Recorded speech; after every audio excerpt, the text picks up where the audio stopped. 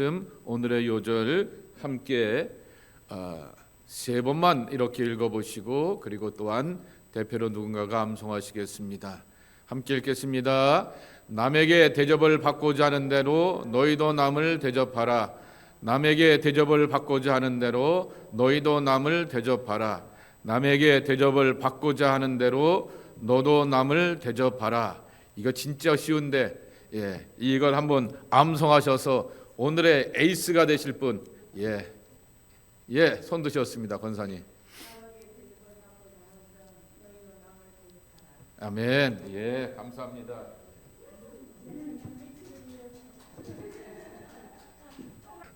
자, 지난주는 우리가 마태복음의 끝부분을 보게 되었는데 그 가운데 하나가 바로 이혼 얘기입니다.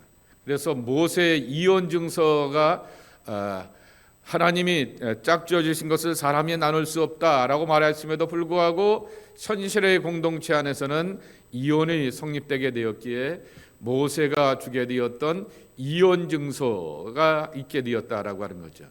그러면은 이혼 증서가 있게 되는데 그거 어떻게 합니까? 라고 말하게 되면서 짝지어 주신 것이 나눠주는 현실 앞에서 어떻게 할까요? 말하게 되었을 때 예수님이 말씀하기를 악하도다 그랬습니다.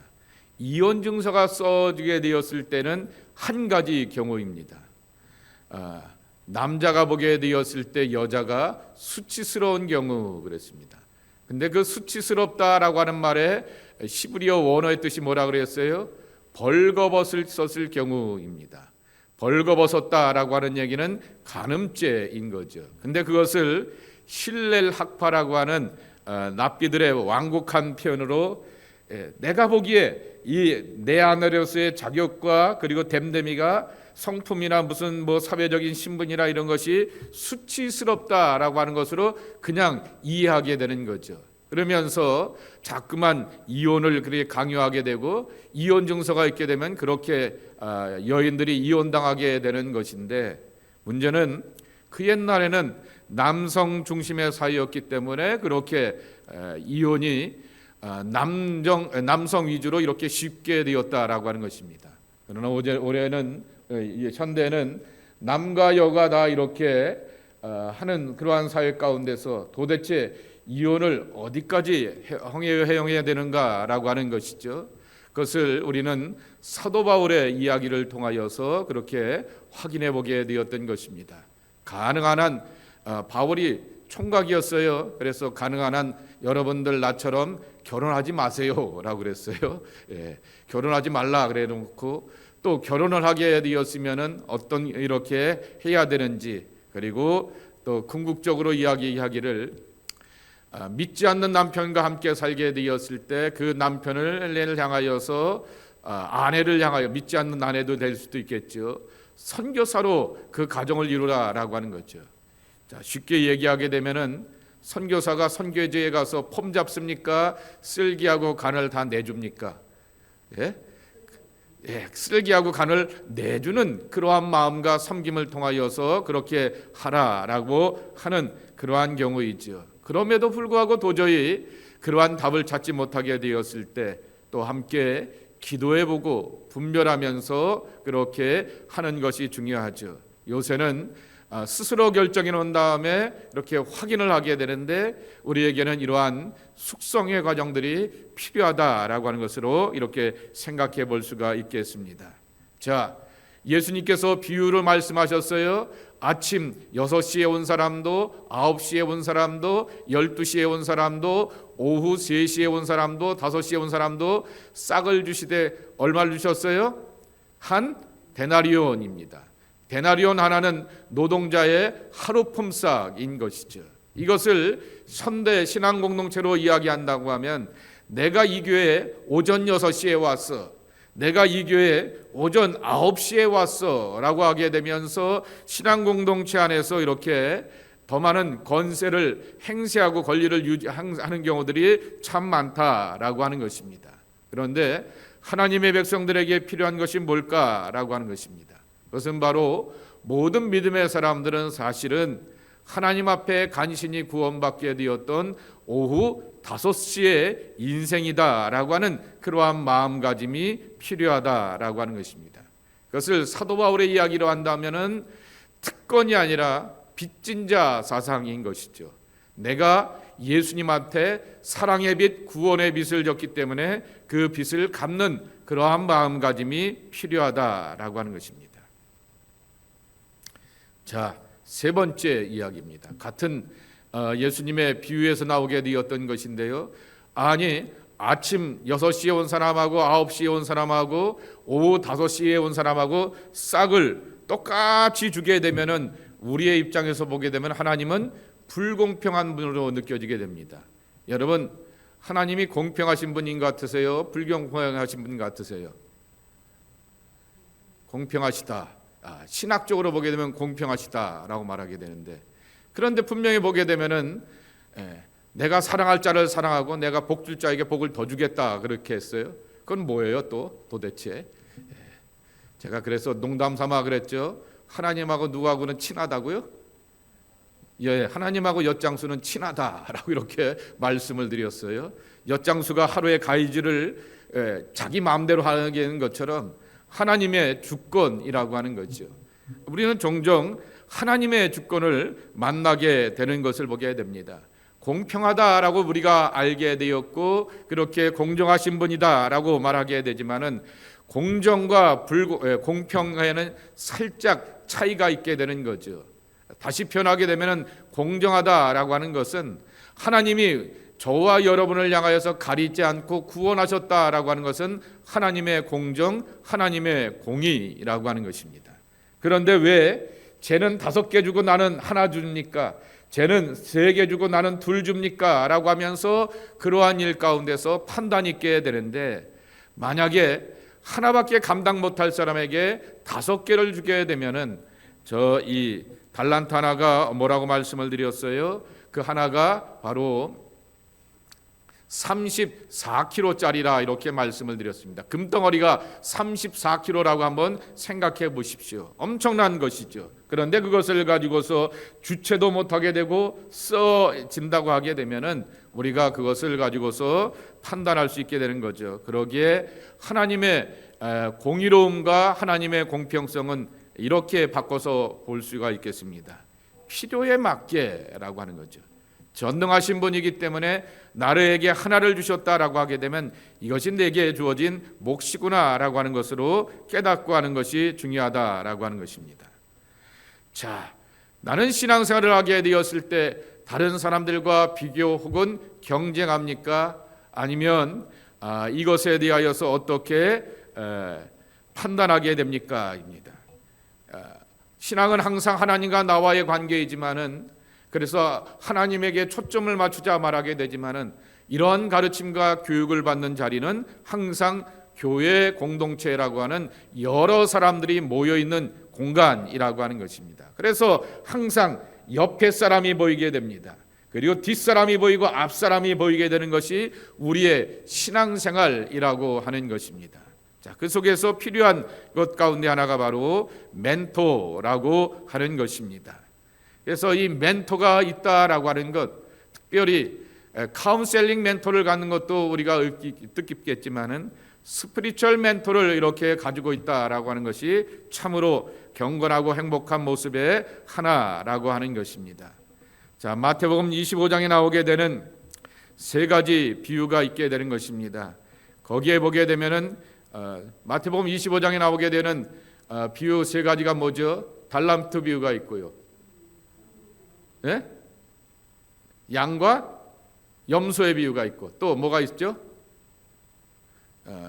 여인들 있잖아요.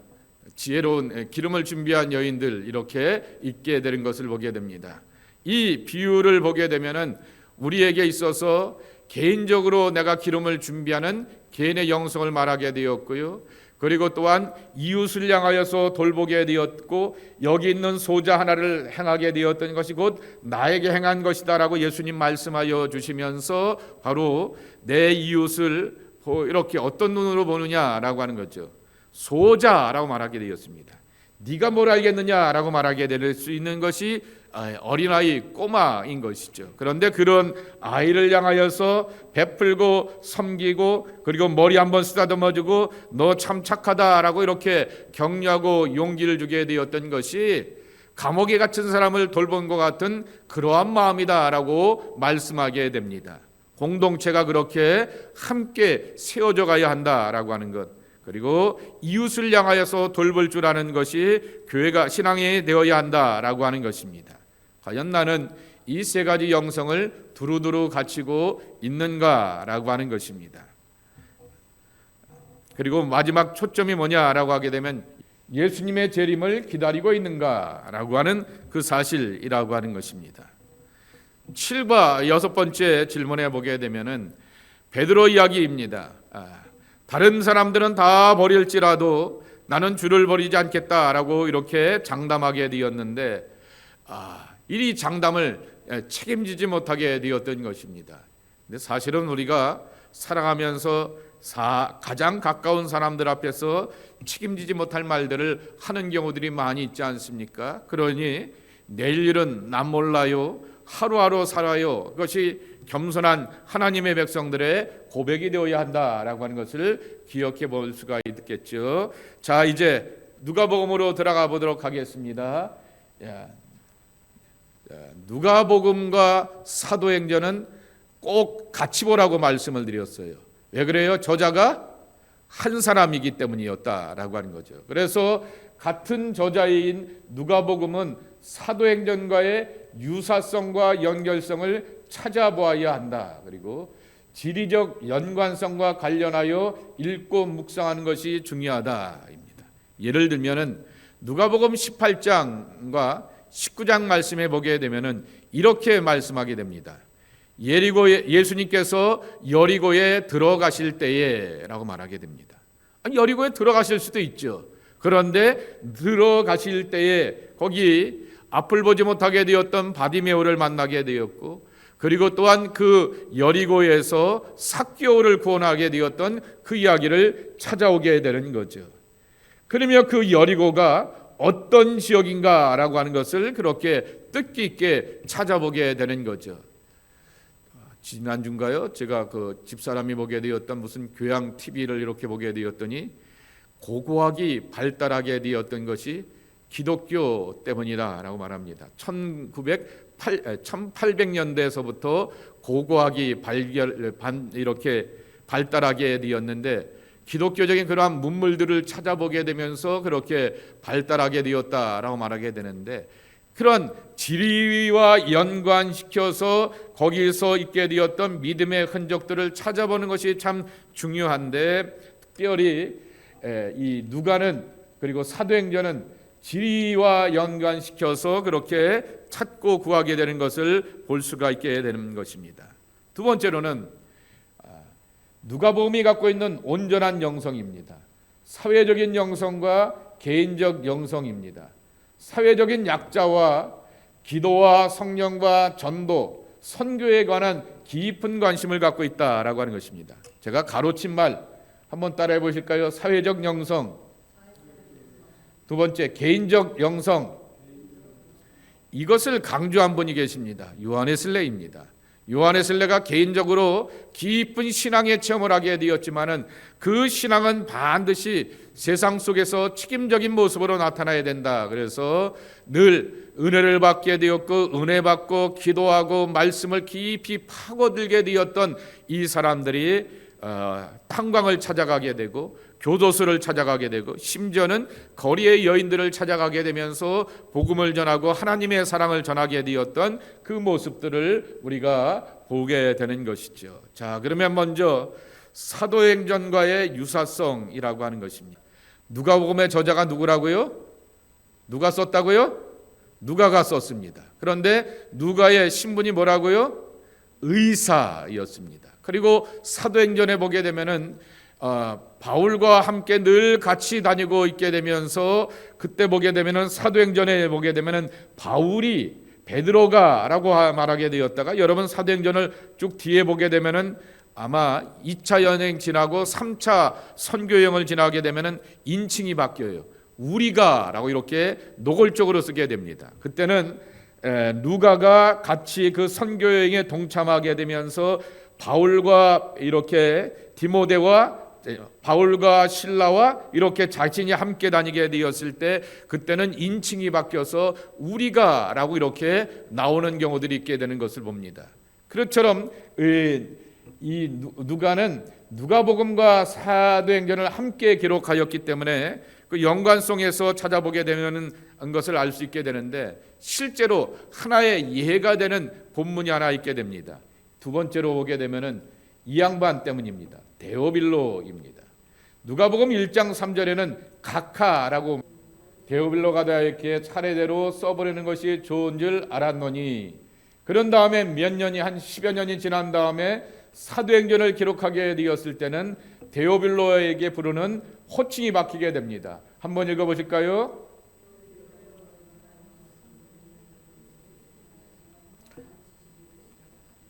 이 데오빌로라고 하는 사람이 제법 높은 신분의 서 데오빌로라고 이렇게 말하게 되었다가 그 다음에 사도행전에 보게 되면은 디어 데오빌로라고 이렇게 표현이 바뀌게 되는 것입니다. 그러면서 이렇게 편지의 형태로 혹은 보고서의 형태로 혹은 변증의 형태로 이렇게 데오빌로에게 이 편지를 쓰면서 이름을 이렇게 함께 나누게 기록을 나누게 되는 것을 보게 됩니다. 데오빌로라고 하는 것입니다. 데오스라고 하는 그릭 혹은 라틴어의 하나님이라고 하는 것이죠. 그리고 필로스라고 하는 것은 여러분이 필로소피 지혜를 사랑하는 사람들을 해서 필로 또 필레아라고 하는 것이 다 사랑을 말하게 되는 것이기 때문에 하나님의 사랑을 입은 자, 하나님이 사랑하는 자라고 이렇게 번역할 수도 있게 되는 것인데 각하요라고 이렇게 말하게 된 것을 보게 되었을 때 초대교회에서는 드물게 높은 신분을 갖고 있게 되었던 그러한 사람이었다라고 하는 것이죠. 그러니 그러한 신분의 사람이 저 맨 처음에는 로마의 하층민들 그리고 변방 갈릴리에서 시작하게 되었던 기독교 복음에 대하여 나사렛 예수당에 대하여서 도대체 이게 뭘까라고 관심을 갖고 찾아보게 되면서 자기가 만나고 경험한 것에 대하여서 호기심을 갖게 되니 그렇게 데오빌로에게 보내는 편지와 같은 이야기를 통하여서 이 두 번째가 중요합니다. 두 권의 책 모두 변증의 성격이 강하다라고 하는 것입니다. 변증이란 얘기는 쉽게 얘기하게 되면은 당신은 옛날에 골수 분자, 골수 불교신자 아니었습니까? 라고 말하게 되는 것처럼 원래 우리가 골수 유대인이었는데 왜 나사렛 땅의 예수의 신앙을 쫓아가게 되었는가라고 하는 내가 예수 믿고 구원받게 되었던 그것을 변증하게 되는 성격이 강하다라고 하는 것입니다. 근데 여러분 초대교회가 로마의 국교가 되게 되었던 것이 313년입니다. 그러니까 예수님께서 승천하시고 바울이 사역하게 되면서 한 300년 채 안 되는 동안에 기독교 신앙의 가장 핵심이 뭐냐라고 하면 이겁니다. 변증입니다. 너네 도대체 뭔데 저희 갈릴리에서 시작하여서 여기 로마까지 들어왔느냐라고 하는 거죠.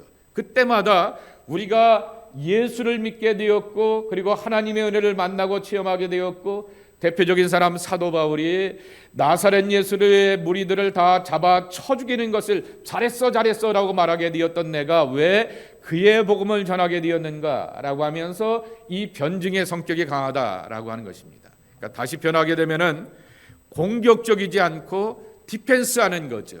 그러니까 쉽게 얘기하게 되면은 이 박사 과정에 있게 되는 사람들이 자기 논문을 다 쓴 다음에 여러 교수들 앞에서 네가 쓴 논문이 도대체 뭘 쓰려고 한 거야? 라고 하게 되면서 저는요 이것이 좋아서 이걸 썼습니다 라고 하면서 디펜스하는 거죠.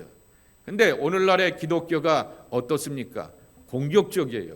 뭐 사탄이고 마귀고 뭐고 하면서 뭐 무찌르자 뭐 하자 뭐 하는 식으로 이렇게 공격적으로 나가게 됩니다.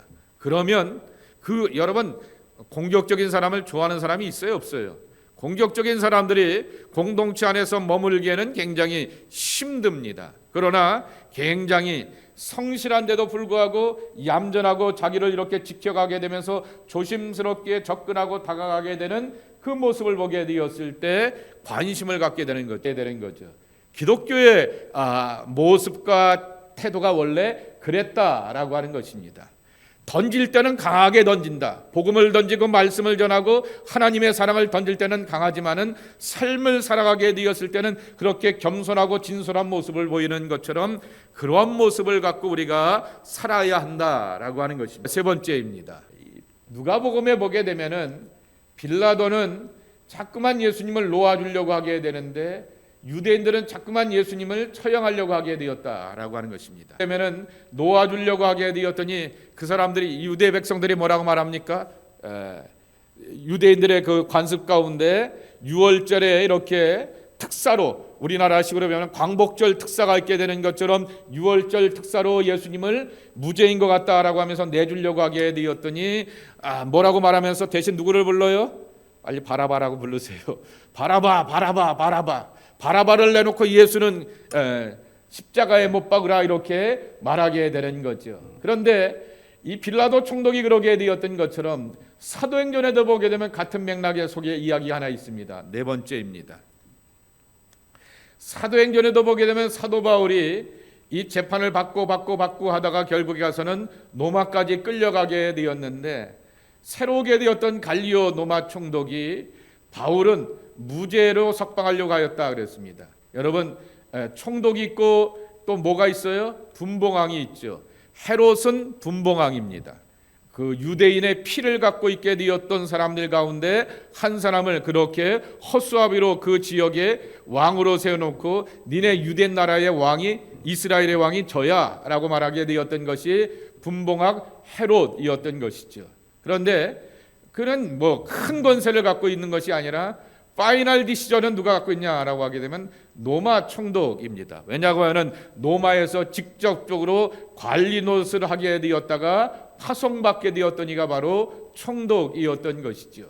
그래서 갈리오 총독은 이 사도 바울을 재판하게 되면서 별 큰 문제 없는데 라고 하면서 무죄로 석방하려고 하게 되는데 유대인들은 계속해서 바울을 핍박하면서 그를 가둬야 되고 이상한 도를 전하게 되고 저 사람들이 사람이 많아지게 되면은 나라를 그렇게 뭐한다라고 하면서 그렇게 로마를 향해서 곤란하게 할 것이다 라고 하며 계속해서 감옥에 가둬두려고 하게 되었던 그 모습을 보이게 되는 거죠. 그러한 패턴 가운데서 사도행전이나 누가복음이 서로 비슷한 패턴을 갖고 있다라고 하는 것입니다. 자, 그것을 한번 페이지 196에 보게 되면은 유사성 이렇게 나와 있게 됩니다. 자, 제 1번 뭐라고요? 데오빌로요라고 말하게 되었던 이 헌정을 통하여서 이 편지의 유사성을 갖고 있게 되고요. 그리고 사도행전이나 누가복음은 기도와 성령 충만을 강조하게 되는데 성령 충만하게 되었던 모습을 이렇게 소개하게 되는 거죠. 그리고 예수님께서 공생의 사역을 하기 되기 전에 40일 동안 광야에서 뭐 하셨어요? 금식하셨죠. 그런 것처럼 예루살렘을 떠나지 말고 기도하게 되었던 제자들의 모습도 이 40일로 이렇게 나오게 되었던 것입니다. 그리고 설교를 하게 되었을 때도 굉장히 이렇게 하나님의 구원에 이렇게 하나님의 나라와 하나님의 구원에 대하여서 강조하고 있게 되었던 그러한 설교를 예수님도 하시게 되었는데 당연히 사도행전도 이때가 이 베드로의 설교 아니겠습니까? 사람들이 막 조롱하죠. 저것이 술에 취하여서 말하는데 야 아침 9시서부터 술에 취한 사람이 어디 있냐? 그런데 나 니네들 말대로 취하긴 취했다라고 말하면서 예수에 취해갖고 라고 말하면서 예수님이 하나님의 구원을 위해서 십자가에 죽으시고 부활하셔서 생명을 주셨기에 내가 담대하게 이 복음을 전한다라고 하는 이 복음의 설교를 하게 되었던 거죠. 다섯 번째, 세상으로부터 배척당하게 되었던 그 이야기, 유대인들로부터 배척당하고 고향에서 배척당하게 되었던 그 이야기가 나오게 되었죠. 사도행전에도 보게 되면은 그러한 맥락입니다. 초대교회가 많은 핍박을 당하게 되고 감옥에 갇히게 되었고 예수님의 제자 가운데 하나였던 야고보는 순교하기도 하게 되었던 그 얘기가 나오기도 하게 되는 거죠. 스테반대 순교하고 야고보도 순교하게 되었던 이야기가 나오게 되고요. 이방인에게 복음을 전하게 되었던 것, 이방 사람들에게 관심이 많은 것, 누가복음 10장 말씀해 보게 되면은, 자, 여러분이 잘 아시는 사마리아 사람이 엄밀한 의미에서 정통 유대인이에요? 정통 유대인이 아니에요? 유대인의 피를 갖고 있지만은 정통 유대인이 아니죠. 그런데 그러한 사람이 강도 만난 자의 친구가 되어 주었다라고 말하게 됩니다. 나병 자들 10명이 와서 깨끗하게 고침받았는데 9명은 다 그냥 집으로 후루룩 가게 되었는데, 한 사람이 돌아와서 예수님 고쳐주시니 너무나 감사합니다 라고 하면서 인사하게 되었는데, 그 사람의 출신이 어디라고요? 사마리아 사람이었다 라고 말하게 되면서 이방인에게 대하여서 그렇게 관심을 두고 존중하게 되는 그 모습을 보여주게 되었던 거죠. 그리고 중요한 것은 여기 있는 것처럼 예루살렘을 향하여서 여행한다라고 하는 것이죠. 예수님의 파이널 데스티네이션, 목적지는 예루살렘이라고 하는 것입니다. 그러면서 예루살렘으로 지나가는 길 가운데서 사람들을 만나게 되고 길을 가다가 그러한 경험을 하게 되었는데, 엄밀한 의미에서 예루살렘에 대해서 사도 바울이 이렇게 유대인들이 벼르고 있음에도 예루살렘을 방문하게 되었지만은, 사도 바울의 파이널 데스티네이션은 어디예요? 노마 아니겠습니까? 노마를 향하여서 여행하는 가운데서 복음을 전하게 되었고, 유라굴로 강풍 가운데서 하나님의 은혜를 나누게 되었고, 그리고 또한 거기서 독사에 밀려서 죽는 것처럼 보이게 되었지만은 살아나게 되면서 그들에게 하나님의 사랑을 전하게 되었던 그 이야기가 나오게 되는 거죠. 다시 표현하게 되면은 모든 사람들은 다 마지막 종착지를 향하여서 가게 됩니다. 근데 어떤 사람은 이리 비틀 저리 비틀 술에 취하고 삶에 취하여서 오락가락하면서 가는 사람들이 있는가 하면은, 예수님과 같이 우리가 목적지를 향하여서 마지막 종착역을 향하여서 사도 바울과 같이 마지막 종착역을 향하여서 끊임없이 이렇게 흔들리지 않고 걸어가는 사람들이 있다라고 하는 것입니다. 그래서 그것을 뭐라고 표현합니까? 이 가기는 가되 이리 취하고 저리 취하여서 가는 사람들을 향하여서 방랑자라 말하게 됩니다. 아유 날이 좋아서, 아유 날이 고되어서 라고 하면서 환경과 여건과 사람을 향하여서 이유를 대면서 흐트러지게 되었던 모습을 바로 우리의 모습이라 말하고, 그렇게 사는 사람들을 향하여서 방랑자라 말하게 됩니다. 그런데 오늘 비가 옴에도 불구하고, 오늘 눈이 오임에도 불구하고, 야 날이 너무나 맑고 청명하여서 놀기 좋다 하였음에도 불구하고 자기의 목적지를 향하여서 가는 사람을 향하여서 뭐라고 불러요? 순례자라고 하는 거죠. 바로 하나님의 백성들은 순례자의 발걸음이 되어서 가야 된다라고 하는 것입니다. 그래서 이 누가복음이 지리적인 것에 대하여서 굉장히 관심이 많다 말하게 되는데, 여기를 가다 보게 되면 이 사람을 만나고 거기를 가다 보게 되면 이런 일도 경험하게 되지만은, 이런 사람을 만나고 그런 일을 만난다라고 해서 아유 나 힘들어 주저앉을래, 나 여기가 너무 재밌어 좋아 여기서 주저앉을래 라고 하게 되면은 참 믿음의 순례자의 발걸음이 아니다라고 하는 것입니다. 그래서 지리적인 것도 굉장히 관심을 갖고 있게 되었던 누가복음과 사도행전이라고 하는 것입니다. 그러면 누가복음이 갖고 있는 특징입니다. 누가복음의 특징 한번 1번 읽어보겠습니다. 시작. 사회적 약자에 대한 관심입니다. 그러니까 자신의 첫 설교를 통하여서 나는 앞으로 이러한 비전과 꿈을 갖고 있습니다 라고 하는 것을 선포하게 되듯이, 예수님의 첫 설교를 보게 되면은 그 사역의 방향을 설정하는 모습을 지켜보게 되는 것입니다. 누가복음 4장 18절 19절 유명한 말씀, 이사야에 있는 말씀을 인용해서 하셨는데요. 함께 읽겠습니다. 시작. 자에게 자유를, 눈먼 자에게 다시 보게 함을 전파하며 눌린 자를 자유롭게 하고 주의 은혜의 해를 전파하게 하려 하심이라 하였더라. 보통 우리가 알고 있기로는 예수님의 첫 번째 메시지는 회개하라, 하나님의 나라가 가까이 왔느니라. 그런데 이 메시지는 예수님만 선포한 것이 아니라 그 앞에 세례 요한도 똑같이 회개하라, 하나님의 나라가 임하느니라 라고 이렇게 설교하셨다라고 하는 것입니다. 그런데 그것과 다르게 누가복음은 예수님께서 이 이사야의 말씀을 그대로 인용하여 주시면서 가난한 자들에게 복음을, 그리고 포로된 자에게 자유를, 눈먼 자에게 다시 보게 함을, 눌린 자를 자유롭게 함을. 근데 여기서 중요한 사실, 눈먼 자에게 다시 보게 함을 이렇게 선포하게 됩니다. 말씀을 드렸죠. 구약의 예언자 엘리야나 엘리사가 죽은 자를 살리시는 부활의 능력을 보여주게 되었지만은 소경된 자를 고친 적이 없었어요. 그랬는데 복음서에 보게 되면 예수님께서 소경된 자를 고치게 되는 이야기가 여러 번 나오게 됩니다. 대표적인 것이 누가복음 18장에 나오게 되었던 바디메오의 이야기 아니겠습니까? 그 이야기를 이렇게 왜 강조하느냐라고 하는 거죠. 구약의 예언자들도 하지 못하게 되었고 이스라엘 사람들이 가장 존경하고 탁월하다라고 인정하게 되었던 엘리야와 엘리사도 하지 못하게 되었던 것을 예수님은 하셨다라고 하는 얘기를 선포하게 되는 거죠. 그러면서 주의 은혜 해입니다. 이게 뭐죠? 50년 신년의 해라고 하는 거죠. 모든 사람들이 하나님의 신년을 누리게 되면서 해방과 안식을 얻기를 원하신다라고 하는 것을 하나님의 나라에 대하여서 이렇게 신년의 개념을 가지고서 선포하게 되었던 것입니다. 자, 두 번째, 예수님의 뭐에 강조했다고요? 첫 번째 뭐라고요? 성경이 아니라 성령입니다.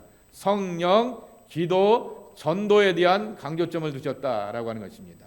그래서 첫 번째, 성령을 강조하여 주셨다라고 하는 것입니다. 세례 요한도 모태에서부터 성령의 충만함을 받은 사람이다라고 그렇게 평가를 하게 됩니다. 마리아도 순종을 하게 되었던 것, 처녀가 되었는데요, 애를 낳아요. 처녀가 애를 낳아도 뭐가 있다? 우리나라 옛속담에 뭐라고요? 처녀가 애를 낳아도 뭐라고요? 할 말이 있다라고 말하게 되는데 정말 마리아 입장에서 보기에는 할 말이 없습니다. 왜냐하면 자기에게는 미래를 약속하게 되었던 피앙새 정혼자가 있게 되는데 할 말이 없는 거죠. 그럼에도 불구하고 하나님의 성령에 그대를 충만하여서 따르고 순종하면서 자기 남편이 될 요셉에게도 미안하지만은 자기의 배를 빌려서 예수님이 탄생하게 되었다라고 하는 거죠. 그리고 마리아의 사촌이었던 그리고 요한의 어머니였던 엘리사벳도 이렇게 성령 충만한 사람으로서 하나님의 은혜에 힘입어서 그렇게 생명을 얻게 되었다라는 얘기를 강조하게 되는 것입니다. 두 번째, 성령을 받는 것의 또 하나의 이유는 뭘까입니다. 어떤 방법을 통하여서 받을 수 있을까? 바로 우리 한번 또 읽어볼까요? 시작. 성령의 강조는 기도의 강조로 이어지게 되고 성령 충만을 받게 되면 자연히 전도 행위로 이어지게 된다라고 하는 거죠. 그래서 다른 복음서에 비하여서 기도에 대한 이야기를 강조하고 기도에 대한 교훈도 많이 있고요. 기도에 대한 능력을 말하기도 하게 되는 것이 누가복음이라고 하는 것입니다. 그러며 그러한 경험들이 쭉 나오게 되는 것이죠. 그리고 당연히 누가복음과 사도행전은 선교와 전도에 대한 이야기를 강조하고 있기 때문에 그렇게 이어지게 된다라고 하는 것입니다. 세 번째, 아주 이 목사님 홍삼열 목사님이 이 트리니티 책 교재를 만들면서 요거는 본인이 제법 공부를 하셔서 이렇게 올려놓으시게 되었던 것인데요. 세례 요한과 어린 사무엘의 그 유사성이라고 하는 것입니다. 자, 요한의 출생 이야기를 우리는 잘 알고 있기를 마리아가 나도 배가 불러서 이렇게 되어서 이걸 어떻게 자문을 얻지 누구한테 찾아가지 라고 말하게 되니까 사촌언니였던 엘리사벳을 찾아가게 되었는데 엘리사벳이 머물게 되었던 것이 어디냐라고 하게 되면 성전이라고 하는 것입니다. 그래서 세례 요한의 출생 이야기는 사무엘의 출생 이야기와 비슷하다라고 하는 것이죠. 성전에서 시작하는 출생 이야기라고 하는 거죠. 엘리사벳도 기도하는 가운데서 하나님의 이러한 메시지를 듣게 되었고 한나도 억울하고 괴롭고 아이 못 낳는 여자라고 하여서 멸시와 조롱을 받게 되었다가 억울한 것을 풀게 되었는데 성전에서 해답을 얻게 되었다라고 하는 것이죠. 그리고 중요한 사실은 결국 그들이 성전에 머물 뿐만 아니라 기도의 사람이었고 간구의 사람들이었고 그러한 가운데서 아이를 갖지 못하게 되었다가 이 두 집안이 다 아이를 갖게 되었다라고. 요한이나 사무엘이 갖고 있는 특징이 하나 있죠. 예비자의 길을 걸어가게 되었다라고 하는 것입니다. 자, 예비자가 누구의 예비자였죠? 세례 요한은 예수님의 길을 예비하게 되었고요. 사무엘을 통하여서 예비된 사람이 누가 있어요? 두 사람이 있죠. 이스라엘의 첫 번째 왕이었던 사울왕과 두 번째 왕이었던 다윗왕, 그렇게 길을 준비하게 되었던 그러한 모습들을 지켜보게 되는 것입니다.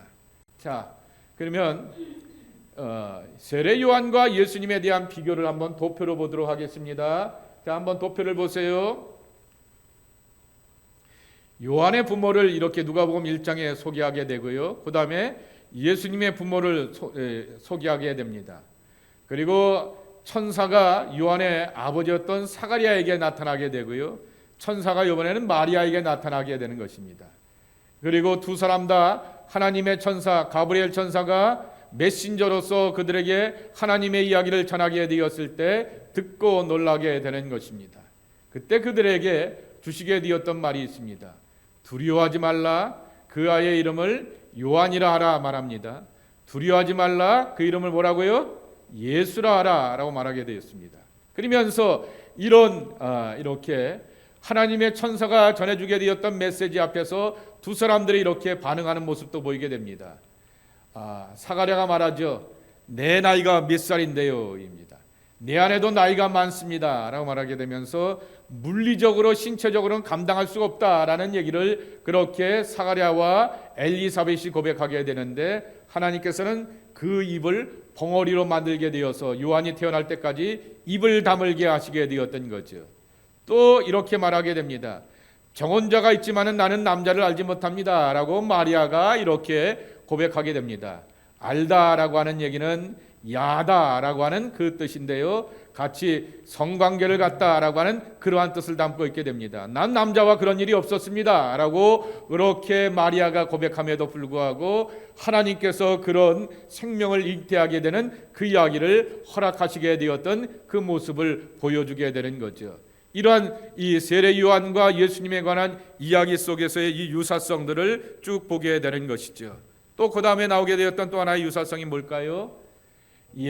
예수님과 제자들의 이야기입니다. 그것은 바로 제자들이 기도 가운데서 성령 충만하게 되면서 그 사역을 이루게 되었다라고 하는 거죠. 예수님도 사역을 이뤄가기 전에 광야에서 금식하면서 기도하면서 성령 충만하여서 그러한 사역을 이루게 되었고, 제자들도 예루살렘을 떠나지 않고 약속하신 성령의 세술에 취하여서 그 기도 위에 그 사역을 이루게 되었다라고 하는 그 말씀을 가르쳐주고 있는 것입니다. 그 다음 우리 한번 성경을 한번 보면 읽어볼까요? 누가복음 3장 21절 22절 시작. 백성이 다 세례를 받을새 예수도 세례를 받으시고 기도하실 때 하늘이 열리며 성령이 비둘기 같은 형체로 그의 위에 강림하시더니 하늘로부터 소리가 나기를 너는 내 사랑하는 아들이라 내가 너를 기뻐하노라 하시니라. 하나님의 아들이었던 예수님도 이 땅 위에서 하셨던 얘기가 뭐냐라고 하면은 자발적으로 세례를 받으셨다라고 하는 것입니다. 그러면서 죄 없는 사람이, 죄 없는 존재가 세례를 받게 되는 것을 통하여서 신앙의 통과 의례를 지나가는 그 모습을 우리에게 가르쳐 주시게 되었고, 그리고 또한 굳이 기도하는 모습을 보여주시게 되었던 것은 바로 하나님과의 소통과 연결됨이 바로 사역의 출발점이 되게 되는 것이고, 성령이 비둘기같이 임하였다라고 말씀하여 주시면서 성령의 충만함이 기도의 사역과 모든 사역을 이뤄가게 되는 원동력이 된다라고 하는 것을 말씀합니다. 예수님도 그런 길을 걸어가게 되었는데 제자들에게도 같은 이 프로세스를 걷게 하여 주셨다라고 하는 것입니다. 사도행전 2장 2절서부터 4절 함께 읽겠습니다. 시작.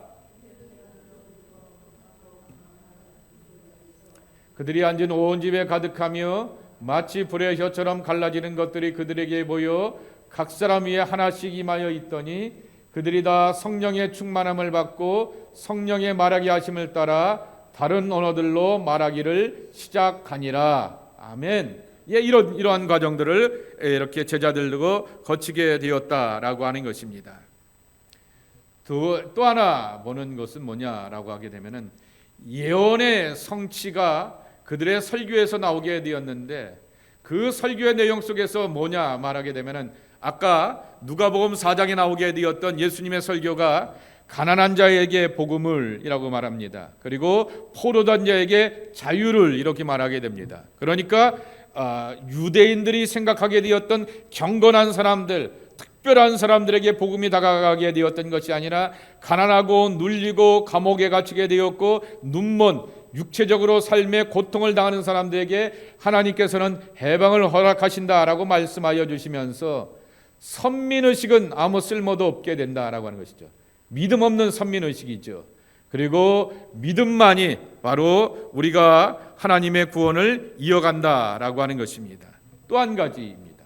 고난이라고 하는 것입니다.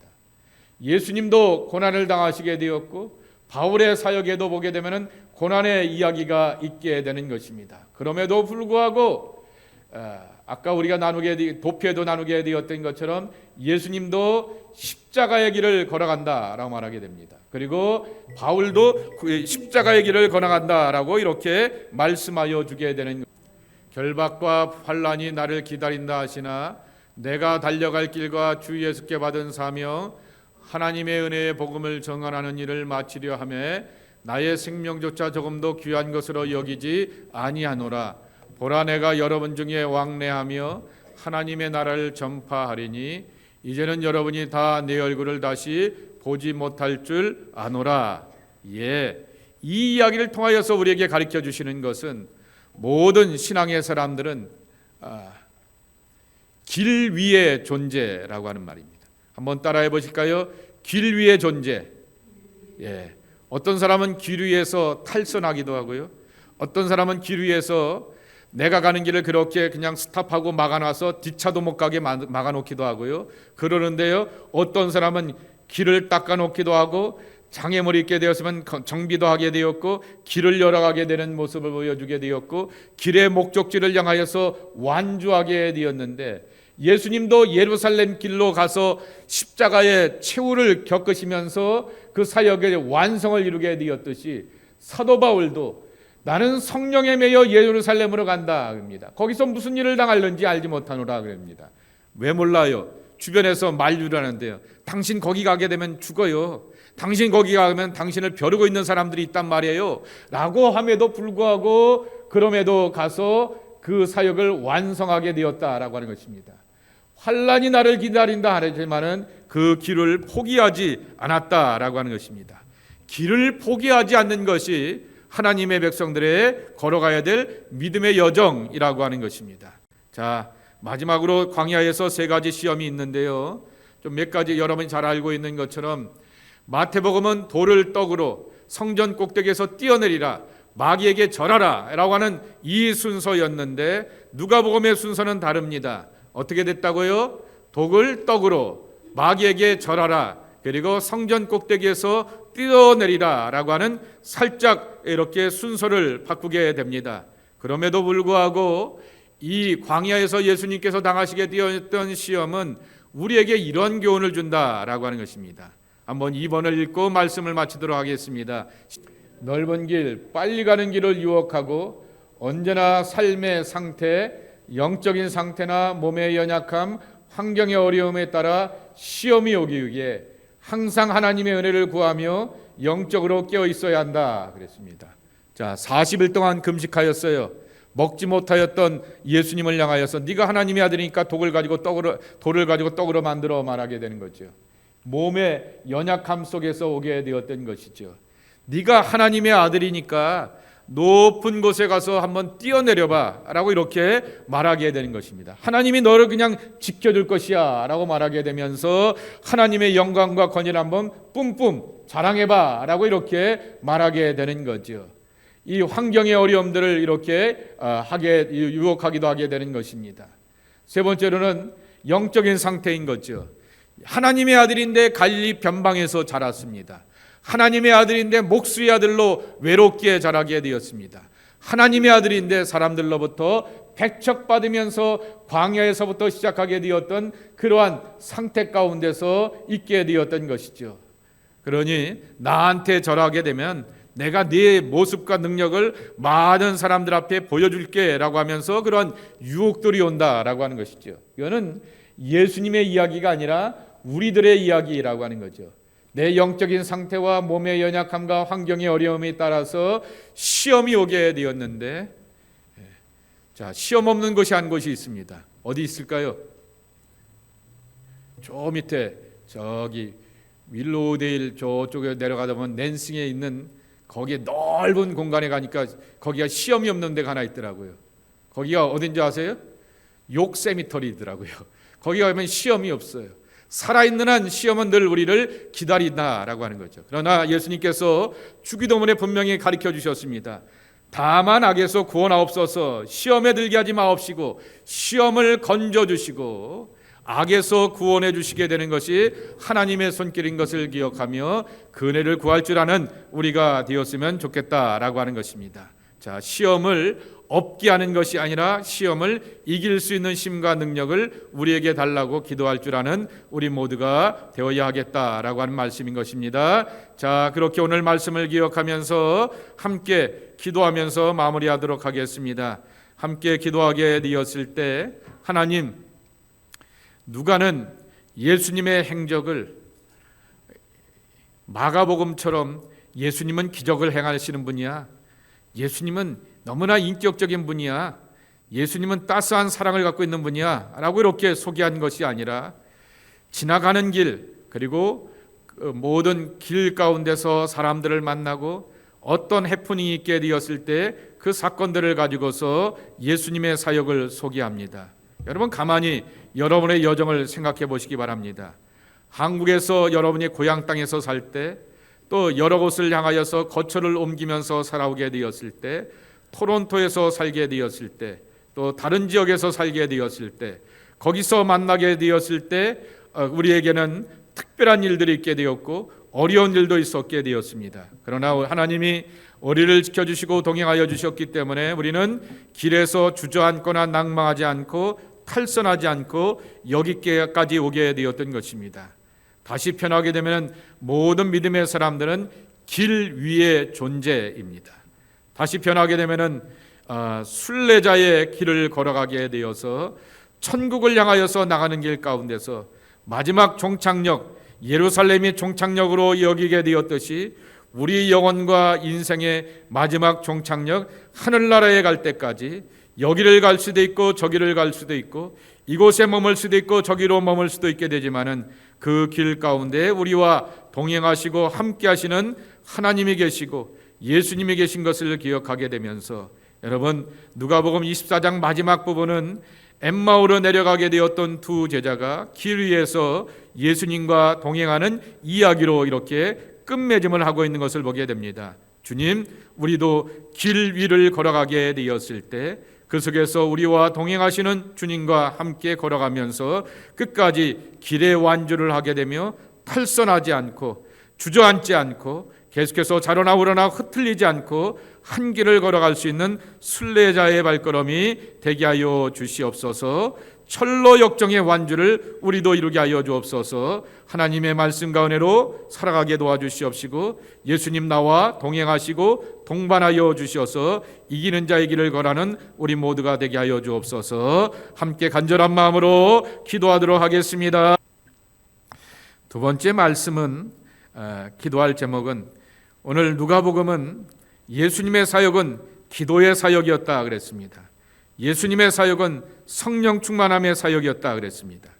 그것을 후편의 말씀인 사도행전에 보게 되면은 제자들도 마가다락방에 모여서 열심히 기도하다가 성령 충만함 받게 되었고 그 성령 충만함 가운데서 세상에 담대하게 하나님의 복음을 전할 수 있다라고 말씀하여 주고 있습니다. 우리 함께 간절한 마음으로 기도할 것은, 주님, 내가 기도의 사람이 되게 하시고 성령 충만함의 사람이 되게 하여 주옵소서. 우리 강림교회가 기도하는 사람들로 모여지는 교회가 되게 하옵소서. 하나님의 성령에 충만하여서 사람의 주장과 뜻이 아닌 하나님의 뜻을 구하며 하나님의 복음의 결실을 맺어가는 귀한 공동체가 되게 하여 주옵소서. 우리 함께 간절한 마음으로 기도하도록. 세 번째 기도할 것은, 이제 공사가 다시 재개가 됩니다. 저 사람들 스케줄에 보게 되면은 2주 내지 3주면은 다 끝난다 말하게 되는데요. 11월 중순이 되면 공사가 끝나게 되고 그 다음에는 2층하고 3층에 카페트 공사를 우리가 하고 올해 안에 이렇게 공사를 다 마치려고 합니다. 이 아래층의 공사도 안전하게 잘 진행될 수 있도록 위해서 기도해 주시고, 또 정부로부터 저 사람들은 퍼밋을 받아야지만, 마지막 라이센스를 받아야지만 들어올 수 있기 때문에 그것을 위해서도 기도해 주시고, 또 우리 교회도 카펫을 잘 정비하고 또 교회가 깨끗해지고 당장하여서 이렇게 하나님의 교회를 아름답게 꾸려나갈 수 있도록 위해서 기도해 주시길 바랍니다. 위해서 기도해 주시기 바라고요. 필요한 모든 것들을 하나님 채워주시고 귀한 교회에 아름다운 그러한 예배당이 되게 하시고 복음의 결실을 맺어가는 교회가 되게 하여 주시고 성령 충만하며 사랑이 충만하며 하나님의 은혜를 경험하는 교회가 되게 하옵시며, 이번 토요일서부터 21일 동안 기도하는 다니엘 기도에 우리가 작정하여 기도하면서 하나님의 뜻을 구하고 은혜를 구하면서 기도하는 귀한 시간 될 수 있도록 우리 함께 간절한 마음으로 기도한 다음에 이렇게 또 기도해 주었으면 좋겠습니다. 그렇게 함께 교회를 위해서 기도하시고요, 또 성도들을 위해서 기도해 주시기 바랍니다. 가정의 평안을 위해서 기도하시고요, 자녀들의 학업을 위해서 기도하시고요, 또한 성도들 가운데서 기업과 직장을 위해서도 진로를 위해서도 함께 기도해 주시는 그러한 시간이 되었으면 좋겠습니다. 위하여 함께 기도합니다. 자비로우신 아버지 하나님 감사합니다. 오늘도 하나님의 전에 나와서 기도하면서 누가복음 첫 번째 시간을 배우게 됩니다. 모든 사람들은 길을 걸어가게 되는데 옳은 길이 되길 원하고 바른 길이 되길 원하고 은혜의 길이 되길 원하고 진리의 길이 되길 원합니다. 우리는 넓은 길로 안전한 길로 큰 길로 가고 싶고 빠른 길로 가고 싶게 되지만은 우리의 길이 은혜의 길이 되고 예수와 함께 걸어가는 동의 길이 되라고 말씀하여 주셨사오니 예수님과 함께 걸어가는 것을 가장 기쁨으로 여길 줄 아는 하나님의 사람들이 저희들 되게 하여 주옵소서. 엠마오의 두 제자를 향하여서 가르쳐 주시게 되었고 깨닫게 하여 주시었고 눈이 밝아지게 하여 주셨듯이 우리도 그렇게 믿음의 눈이 띄어지게 도와주시옵시고 보게 하여 주시어서 하나님의 구원의 깊은 세계를 맛보며 살아가는 하나님의 귀한 지체들 되게 하여 주시옵소서. 오늘도 주님 앞에 나와 기도하고 간구하는 성도들의 모든 기업과 기도와 간구를 기억하여 주셔서 그들의 기업과 진로와 삶의 자리 가운데 은총과 복이 임하게 도와주시옵시고 필요한 것들을 채워주시는 하나님의 풍성함을 누리게 하여 주시옵소서. 질병 가운데 있는 이들이 있는 줄 압니다. 고통 가운데서 해방되게 도와주시옵시고 모든 재앙 가운데서 자유로울 수 있는 하나님의 백성들이 될 수 있도록 하나님 한 사람 한 사람들의 마음을 붙들어 주시옵시고 육체를 붙들어 주시어서 주님의 손길 가운데서 회복으로 나가는 약속의 지체들이 되게 하여 주옵소서. 감사하고 예수님의 이름으로 기도하옵나이다. 아멘.